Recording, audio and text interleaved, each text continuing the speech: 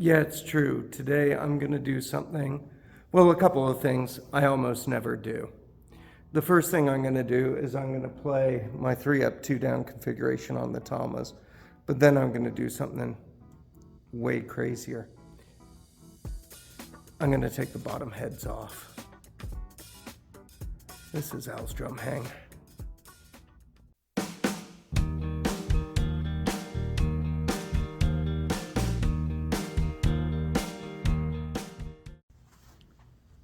So why am I doing this, you may ask? Well, just something I've always wanted to do. I've always wanted to compare the sound of regular, modern, double-headed toms with a concert tom effect. Now, I don't own concert toms. Obviously, what I'm going to do is I'm going to take the bottom heads off of these, and rims, everything. And then I'm going to probably retune them because concert toms sound a little bit better when they're tuned lower for obvious reasons. They're not resonating against a bottom head, so you don't have to try and hit a tone with the combination of heads. It's all coming off of that top head, so you just tune the top head until it sounds better. Concert toms, of course, are what Hal Blaine used on all those hit records, so it's no wonder that when we think of really awesome tom sounds, we think of these thuddy, direct, dead tom sounds. It's concert toms. It's Hal Blaine's concert toms, probably, on the Wrecking Crew's many, many, many, many songs that they recorded over the years. I have never done this before. Originally, I thought I'd do this with the old Yamahas, but they're sold, and now I have these, same sizes, so we're going to go ahead and do this. But just the toms. I am not going to take the front head off the bass drum. I mean, you all know what a single-headed bass drum sounds like, but it's the toms I'm going to compare. Before I get started taking the bottom heads off the toms, I'm going to go ahead and play this little Cory Wong-inspired funk number with a lot of tom fills, and they're sounding pretty good with 2 heads on right now, tuned up really well, really punchy. And of course, they've got Evans EC2 heads on them. I couldn't think of any better Evans head to use if I was going to do concert toms today. So let's see how these sound, and then I'll take off the bottom heads and we'll go from there.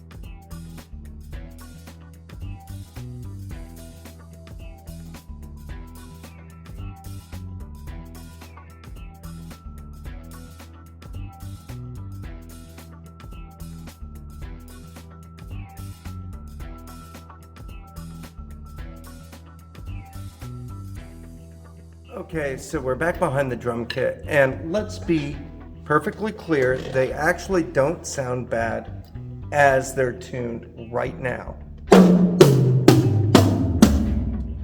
That sounds pretty good, but I can tune them a bit lower because there's nothing in the way of that low tone going out.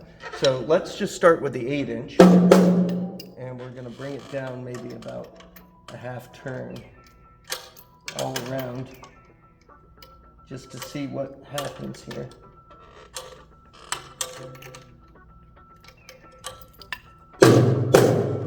Ooh. Bring it up a quarter turn. That's even a little bit too buku for me.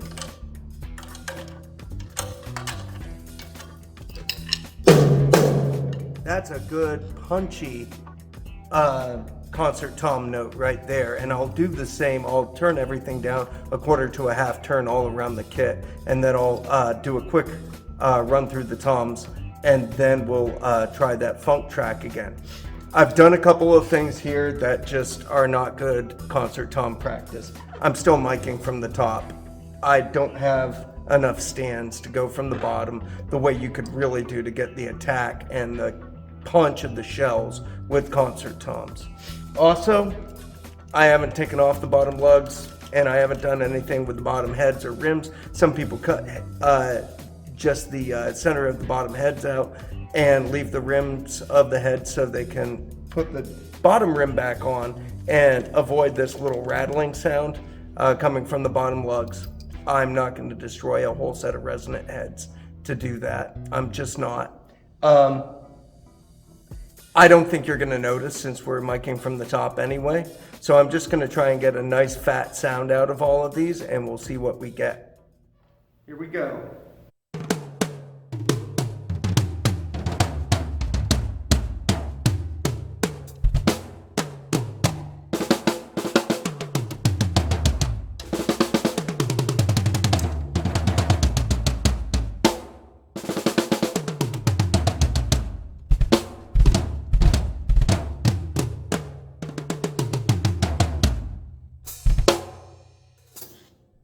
Those sound massive.